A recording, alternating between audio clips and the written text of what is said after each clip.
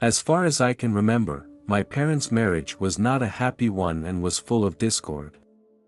The problems between them gradually accumulated and eventually led to the breakup of their marriage. Later, my father met a woman and formed a new relationship with her. Soon they were married. At the very beginning, my stepmother treated me well. She acted kindly toward me, which gave me some comfort. However, with the birth of my brother, I gradually felt a change in my stepmother's attitude toward me. She began to treat me more and more coldly and harshly. She focused more on taking care of my brother, and I began to feel neglected and rejected. This change made me feel very helpless. My father was often working in another city and I often had to face this unfriendly atmosphere alone. I felt that I had become redundant in the family and that no one really seemed to care about me. Sometimes, I would feel lonely and frustrated, not knowing how to cope with such a situation.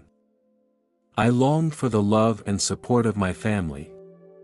This was a psychological torture for me. When I was 9 years old, an incredible event happened that changed my life.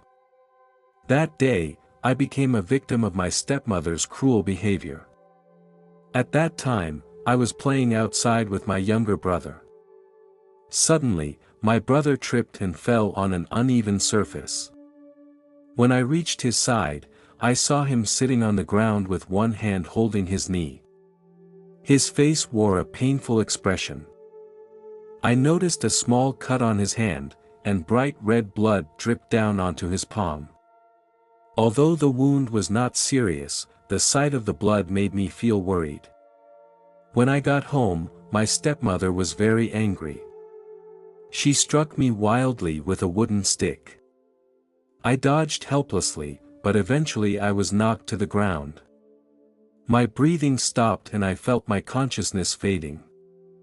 I was rushed to the nearest hospital where doctors immediately took emergency measures to try to get my heart beating again. In that room, time seemed to take an infinite amount of time. Despite the doctor's best efforts, my heart stopped beating again after a brief period of recovery. At that point, the doctors had to face reality and pronounced me dead. I stood by during the whole process and watched it all happen. At the moment my heart stopped beating, I felt a strange sense of peace and relief. All the pain and fear seemed to leave me. And I just felt a relief like I had never felt before. My life before felt like I was in hell. I had been forced to endure many cruelties and injustices. I was once forced to eat food off the ground. This inhumane treatment made me feel humiliated and helpless. I did not understand why my stepmother treated me so badly. Another time, my stepmother burned my right hand with a cigarette, leaving me with a permanent scar. At that moment, I felt endless pain and fear. There were many other similar incidents, each of which caused me physical and mental harm. I do not want to recall these experiences because they left me feeling fearful and desperate. When I left my body, I felt relief. The pain and suffering left me. Suddenly, I saw my father, who was standing in the hallway of the hospital. As I got closer, I noticed that my father and a doctor were arguing violently. I couldn't make out what they were arguing about. I tried to get closer to them, trying to figure out what was going on. Just then, I heard a voice. The voice asked me, "Are you ready?" I was confused and didn't know what it was referring to. I replied, "Ready for what? Who are you?" I was curious and confused, not understanding why this voice was asking these questions. Then the voice went on to say that most people call him an angel or a guide. A man suddenly appeared in front of me, and he stood silently before me. I felt a holy atmosphere surrounding him, causing me to feel an involuntary sense of awe. Curiously, I asked, "Don't all angels have wings?" Why don't you have them?" The man smiled and replied, "Who says angels must have wings?" His voice was gentle but firm. He took me by the hand and led me out of the hospital. We came to a completely new environment. I was very surprised by this place. We were standing at the base of a huge plant, which was tall and magnificent. The leaves of the plant were constantly swaying, as if to welcome us. The leaves were golden and they shone brightly, giving the whole environment a mysterious and serene atmosphere. Not far from us, I saw some wonderful creatures. They were slender and taller than humans. Their faces were narrow, with elegant and delicate lines. They swam freely in the water. These creatures gave off a mysterious glow. We continued deeper and found more peculiar creatures. These creatures looked a little less evolved. They surrounded us. The colors on them were so peculiar that it was hard to describe them in words. This place was not illuminated by sunlight. However, these creatures seemed to have found their way to survive in the darkness. They make a peculiar sound. They sing with these beautiful, high-pitched voices that travel through the water. I could hear the songs coming from other similar creatures in the distance, and these voices intertwined. Led by these creatures, we arrived at their home. The caves formed a complex underwater network. In the corners of the caves reside many tiny life forms. They grow in hard shells. They are slender and transparent, and they blend in with the caves to create a fantastical scene. In addition to tiny life forms, some caves are inhabited by huge and ancient creatures. They grow huge shells. These creatures move through the caves at a slow pace and they feed on the plants in the water. The angel reminded me that it was time to leave. Led by the angel, I came into the presence of God. I stood there and felt an intense love. This love was so pure that it surpassed any feeling I had ever experienced. God embraced me, and his arms were filled with endless love. He told me that he already knew the pain I had experienced before. I asked God why he had not prevented the violence from happening, why he had not intervened in the actions that were hurting me. He didn't answer my question directly. He held me tighter. His embrace conveyed endless comfort and solace, a feeling that I had always longed for inside. His love wrapped around me and it was unconditional. In his embrace, I no longer had to endure pain because his love made me feel truly relieved. I know that in his love, I will never feel alone or helpless again. God said to me, "I know you want to stay here, away from pain and suffering, but you can't stay in this place just yet." He explained to me that I must return to the real world because my life is not over yet. There are still many experiences and missions waiting for me. I felt frustrated and helpless. I told God that I was afraid to go back, afraid of being hurt and tortured again. God assured me that he would always be with me.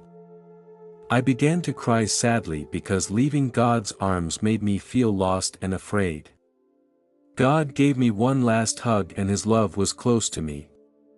His promise gave me the courage and strength to face the challenges ahead. With God's comfort, I gradually calmed down. The angel took my hand and led me back to the real world. We walked through the wall and came to the hospital room. I saw the doctors still trying to save my life. I saw my father standing anxiously in the hallway, his eyes full of worry and helplessness. The angel nodded to me, signaling me to be strong. I understood that I could no longer run away from reality. I had to get back into my body and face the challenges of life. The angel held my hand, and his presence made me feel very much at ease. I closed my eyes and slowly re-entered my body. When I opened my eyes, a group of doctors surrounded me. They were surprised to see my eyes open and shouted, "He's awake." I felt the pulse of life beating again. I knew that God had given me a second life. During my recovery, a female police officer came to my room. The female officer told me that the doctor had reported what had happened to me to the police. I was both thankful and scared to hear this news. I didn't know what was going to happen next. The female officer sat on the edge of the bed and listened patiently to what had happened to me. I described to her the abuse my stepmother had inflicted on me. Then my stepmother was put in jail. Some time later, I received a letter from my stepmother. In the letter, she sincerely apologized to me, expressing her remorse and guilt. She admitted her mistake and expressed her hope that I could forgive her. However, I can't forgive her now. The psychological damage she has inflicted on me over the years is too deep and will take time to heal. Forgiving her is a long and complicated process. It requires me to truly come to terms with the hurt of the past and find inner peace. I needed more time to heal myself. My father also apologized to me sincerely. I understand my father's situation. I know he has been working hard to provide for us and has taken on a heavy load of responsibility and stress. He did not realize the extent of my stepmother's abuse. I didn't blame my father because I knew he had been hurt too. He felt guilty for his negligence. After I recovered, I decided to live with my grandfather. He gave me the feeling of being loved. Although this love could not surpass the love of God, it still made me feel very content and happy. 27 years have passed since this happened and I have a family and children of my own. My children grew up in a warm family environment. I have tried to teach them respect and tolerance for others and to understand that violence is not the way to solve problems. I am grateful for God's guidance and the company of angels. They gave me courage and helped me to overcome difficulties and find my strength. I have learned how to pass on this love and incorporate it into my family and my life. I believe that everyone has the power to change their destiny and rebuild a happy life. Now, I feel a great sense of relief as I watch my own children grow up happily. I want to tell those of you who are enduring domestic violence that you are not alone. Do not let fear and shame plague you. You do not deserve any form of abuse. You have the right to live a healthy and free life. Domestic abuse is a crime and it should not be tolerated.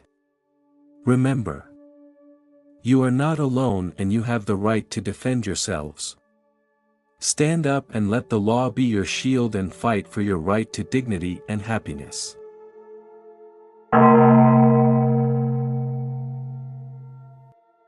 I was 32 years old when I went through the hardest time of my life. My mother was diagnosed with breast cancer, which was a huge shock to me. I vividly remember receiving a call from the doctor telling me of my mother's diagnosis. At that moment, I felt so helpless and desperate. Despite our best efforts to seek the best medical resources and treatment options, the deterioration was faster than we expected. Soon, I realized we had to prepare for the worst. I had to face the harsh reality that my mother might leave me. As a single mother, she faced many challenges and pressures in those days. Society had a hostile attitude towards single mothers, which made her feel isolated and excluded. When I was first born, my mother considered sending me to an orphanage, but she didn't give up on me after all. She decided to leave her old city and start a new life in another one. She found a job as a waitress and did her best so that I could grow up happily. As her only son, I took on the responsibility of arranging the funeral. The night after my mother died, I lay in bed crying the whole time. I was filled with loss and sadness. My mother was one of the most important people in my life, and her love for me could not be expressed in words. During that time, I had a lot to deal with. I tried to stay strong, but every night I would think of my mother in bed. The night became a painful time for me, and I didn't have a normal rest for almost a week. One night, I suddenly felt a sharp pain start in my chest. I got up from the bed. Every breath I took brought great discomfort, and I knew I had to find relief from the pain as soon as possible.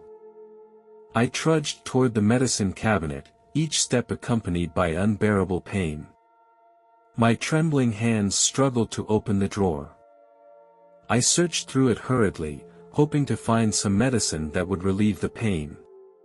However, the excruciating pain kept spreading. My vision began to blur, and the sounds around me slowly became quiet.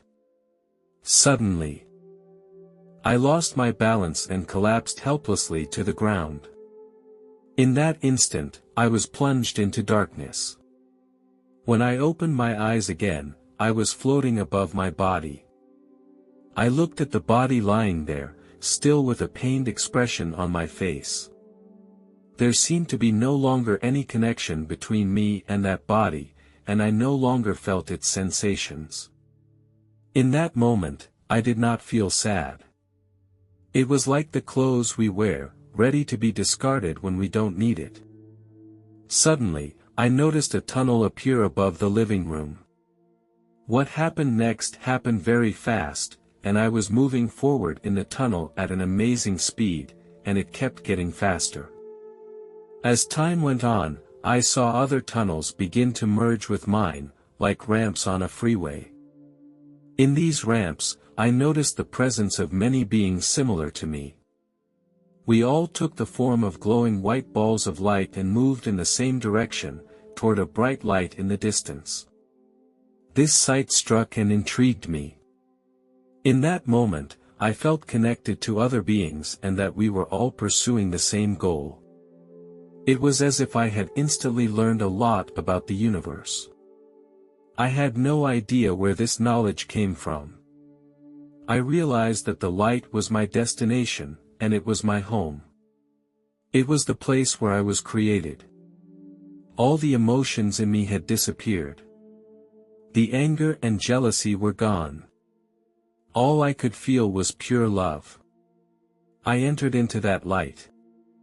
There, I could not determine how long I stayed, maybe 5 minutes, maybe 500 years. Time lost its meaning in that place. I could feel millions of other balls of light experiencing similar things with me. We did not communicate with each other verbally, but understood and connected with each other in a way that transcended words. Just without any warning, I was suddenly pulled back. I appeared in a spacious white room. It was filled with a pure energy. I did not see any doors, windows, or ceilings. This room had no clear beginning or end, making it impossible for me to distinguish its boundaries. In this room, time lost its meaning. It was an infinite space, without the limits of time and space. In this room, I no longer feel hungry or thirsty. There seems to be no material need here. I still longed in my heart to return to that light. Suddenly, an angel appeared in front of me. He was almost as tall as a 2-story building. He was wearing a pure white robe with delicate embroidery on it. He was wearing a magnificent golden belt around his waist, which shone with a divine light. The angel's wings shone with a 7-colored light. His wings flapped gently as if he possessed infinite power. The angel looked at me with a smile and said, "You are here again." I was very surprised to hear this question and did not understand what he meant. I asked, "What do you mean when you say I am here again?" The angel's smile was more gentle, and he explained that in the past, you had come here before. That time, you chose to return to Earth. Now, you are back in this place again. The angel's words awakened a memory deep inside me. I had once signed a contract with God. It contained a record of my mission and purpose on earth. I asked the angel, if I had been here before, why would I choose to go back? The angel smiled and replied that you have free will and no soul is forced to leave here, so I cannot tell you the reason you left before. The angel then handed me the contract. I read the contents of the contract carefully. I knew that I had many goals left to accomplish. I knew that I had to return to Earth to complete my mission. Before I left, I asked the angel if he could let me see my mother. The angel looked at me with some confusion and then said, I have not seen your mother in this place. I said to the angel that my mother was a very kind person who passed away 7 days ago and she did not deserve to go to hell. After listening to me, the angel said, I understand, I will take you to a special place where the newly arrived souls are gathered. They are waiting there to enter heaven. The angel guided me into a peaceful and warm place. There was no concept of time here. Only eternal existence and pure energy. A soft light pervaded this place. Many balls of light floated in the air, and they shimmered with shimmering light. Each ball of light emits a unique energy. There are no boundaries or restrictions here. It is the middle ground connected to the house of light. Although there is no sensory experience of the material world, in this special place I am able to directly feel the emotions and thoughts of each soul. It was a spiritual communication, a way that transcended words. Suddenly, I felt my mother's soul. Her presence gave me immense comfort and warmth. Our souls were intertwined. Despite the absence of physical presence, I could feel her love for me. We spent precious moments there, reminiscing about the past and sharing our inner feelings. Although the parting was still painful, I knew that in this special place, my mother no longer suffered from pain and illness. The re-encounter with my mother gave me an overwhelming sense of happiness and satisfaction. I know that I must return to Earth to complete my mission. My mother's love would be my motivation to move forward until we were together again. A powerful energy was injected into my soul. I felt my pulse begin to beat regularly and blood flow through my veins. Slowly, my consciousness reunited with my body. I felt every nerve, every muscle reconnecting with my soul. I reconnected with this material world. I felt the gravity of the earth once again. When I woke up, I was lying on the floor, surrounded by familiar rooms and furniture. Upon entering my body, I felt very uncomfortable, as if I were wearing a dress that was on the small side. Although the physical pain had disappeared, my heart was filled with sadness. I hoped my mother would continue to live and that I would be able to join her again. I longed for that bright home. This longing and loss caused me to sink into a melancholy like never before. I could not eat properly, and food lost their flavor. I could not sleep. And the nights became long and lonely. My moods fluctuated and I was unable to concentrate on my daily tasks. I'm not sure how long this state lasted, but I know it gradually waned. I began to accept reality. Although the grief was still there, it would not overwhelm me, but would become a part of my growth. I gradually regained my appetite, my sleep, and my rhythm in life again. I told a few friends about my experience. One friend thought it was just a dream and not worth much attention. Another friend thought I was hallucinating from the impact on my head when I fell. However, one friend gave a different perspective, saying that it could have been a near-death experience. Inspired by this friend, I started searching the internet for articles and information about near-death experiences. I read many stories about near-death experiences. Some of the stories were so similar to what I had experienced that it made me believe what I was seeing was real. This discovery was comforting to me because it meant that my mother had gone to a very perfect place. She has found eternal happiness there and is no longer plagued by sickness and worry. I know that she continues to exist in the world of light and that her soul is liberated. This belief gives me the strength and comfort to know that my mother has not really left me and that she is still with me. I believe that her love will always guide and accompany me. Although some people have different opinions about my experience, I have found my own answer, and that answer gives me inner peace and determination. I would like to pass on this belief to others so that they too can feel the presence of light and hope. In communicating with the angels, I was also taken back to a slice of my past life. I saw the heartwarming moments of my childhood with my mother, who nurtured me with endless love and care as I grew up. I saw the efforts and frustrations of my youthful years. These memories are so precious and real.